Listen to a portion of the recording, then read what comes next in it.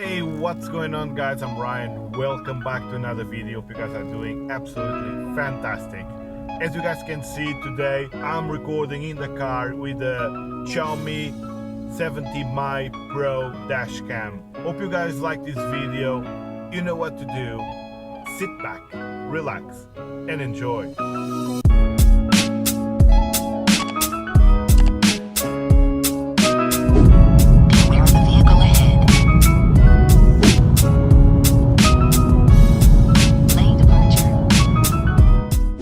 Okay guys, let's have a look at this dash cam, the 70Mi Pro, a high-end dash camera with amazing specs, as I'll try to show you in this video. You might find a bit weird the aspect ratio of the videos, a bit square. This is because of the resolution of the dash cam, high resolution of 2592 by 1944p. This video will be uploaded on the native resolution of the camera. On YouTube we'll show it at 4K, and if you guys can do it, watch it in 4K. You will see every detail, and for this particular video I'll leave the footage of me driving all the way, and I'll do the unboxing, I'll show you the app, and I'll show you all the specs of this camera on top of the video of me driving. Saying that, guys, let's start with the specs of the camera. This camera has a Sony IMX335 sensor and an aperture of f1.8. Alongside this camera has WDR, wide dynamic range, which adjusts the exposure of the camera in darker and brighter scenes to get the best of both worlds. In addition, the field of view is 140 degrees, and this dash camera uses a 6-glass lens. Being a pro model means it can do whatever the other standard dash cams do, which means, for example, loop recording.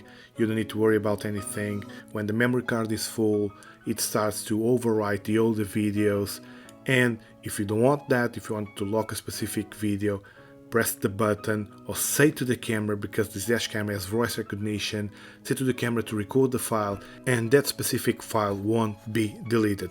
Or, for example, if you have an accident, the G sensor will feel that and will lock the file for you automatically. The parking monitor of the camera uses the same G sensor for the same purpose. If you detect something, a bump or something, it will lock the file for you.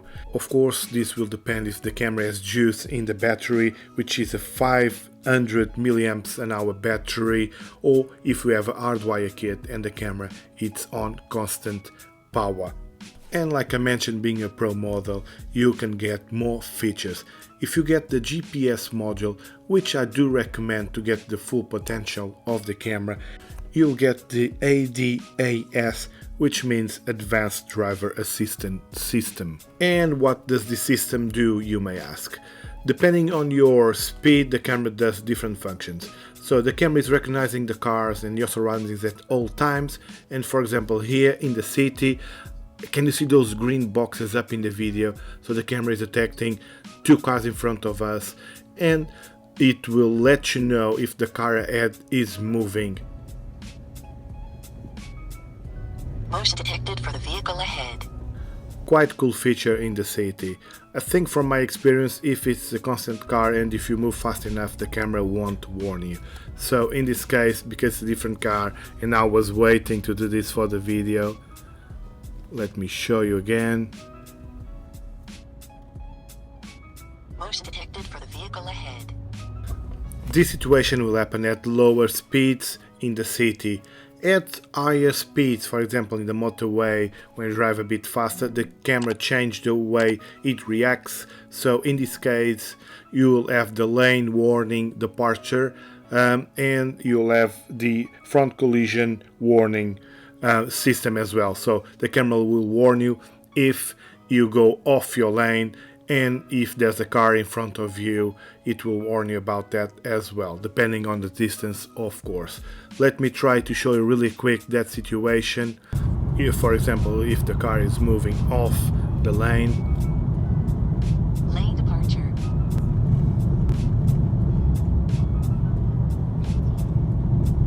Lane departure. In addition to this, you have the forward collision warning system that the camera will alert you if you are too close to the car in front of you. Pay attention to the small box on the camera. It goes green, then yellow, then red. Be aware of the vehicle ahead. Cool stuff. Guys, this camera is running the latest firmware that has just been released in June 2019. I did a video showing you how to update the firmware. I'll leave a link down below if you guys want to check that out. The camera is the latest models as well, the latest you can get. And with this firmware, you can get the GPS speed on the video when you do a play, when you preview the video, not in real time, alongside the GPS coordinates as well. Let me show you. So if you go to play a video on the camera, you select the video you want to play. Pick this one here for example, and you'll see the GPS coordinates and the speed you are driving at. At the moment, just in kilometers. I believe 70 mi are working on improve this system. Like I mentioned before, this will be available on the app, on the 70 mi app, when you play a video as well. On the camera screen in real time, you won't see the speed at all. Another nice feature of this dash cam, another pro feature, let's put it that way, is the voice commands. You can tell the camera to take a picture, save a video, or turn the screen off or on. Let me show you. So now guys, I'm going to show you the voice control commands for this dash cam. So if you want, for example, take a picture, Photo taken. record video, Start recording emergency video. turn off screen, The display is off. turn on screen, The display is on. and that's the voice control. Another thing I want to show you guys is the wide dynamic range of this camera, how the camera reacts in low light conditions and how it interacts with changes of light, like for example when you go in and out of a tunnel. In this footage I'm driving into a tunnel. The windscreen's a bit dirty. And now this is me driving super fast. And now on the way out of the tunnel, slightly glitch there, but straight away the camera compensates the bright light. Let's try this again. Now going the opposite way. It's a cloudy day though.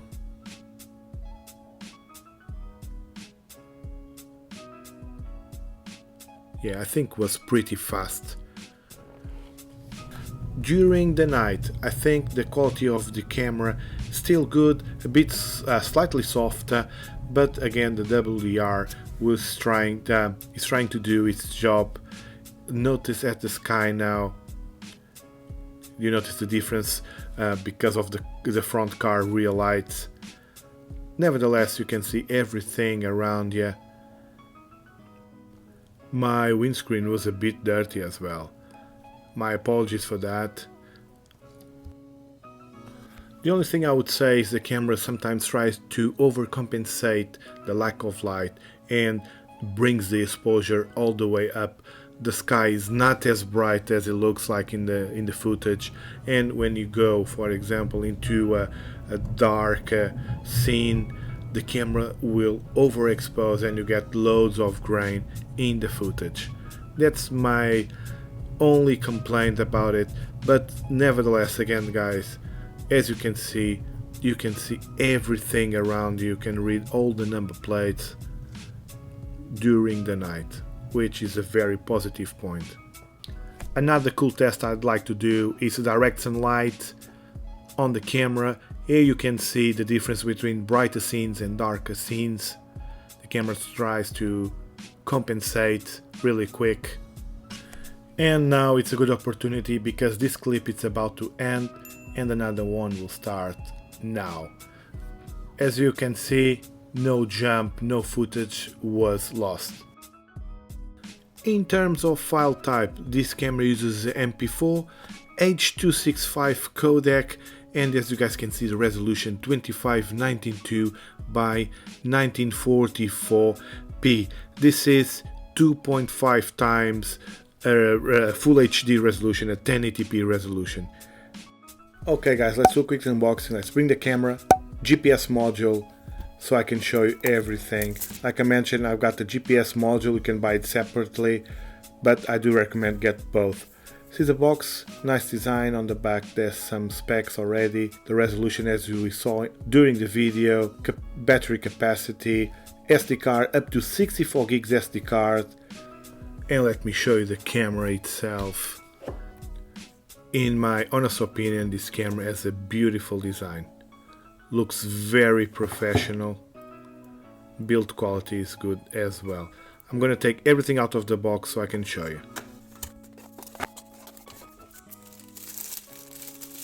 So over here we have the power lead, a micro USB to USB, right angle so you can run the cable over or under the headliner of your car. You have the power adapter so you can plug the camera with an extra USB slot. Of course, you plug the camera on that red port.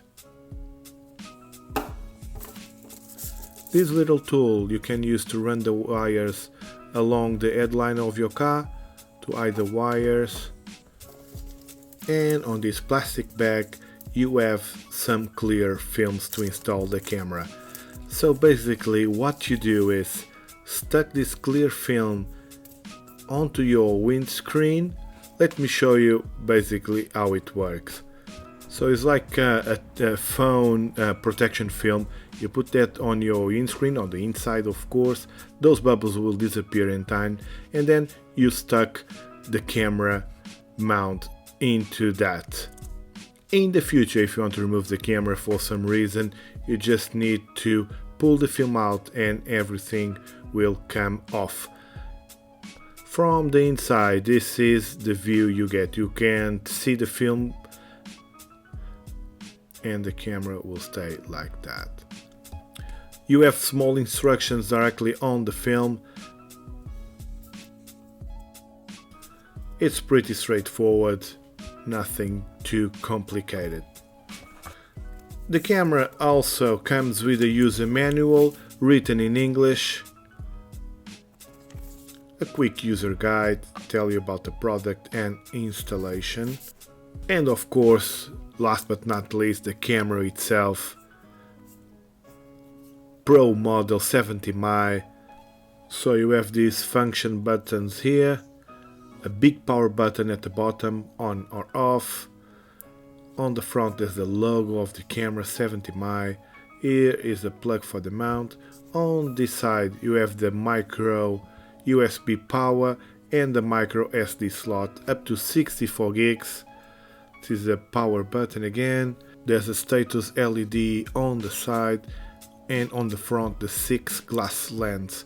You can rotate to aim the camera the best way possible to the road. Let me cue the music.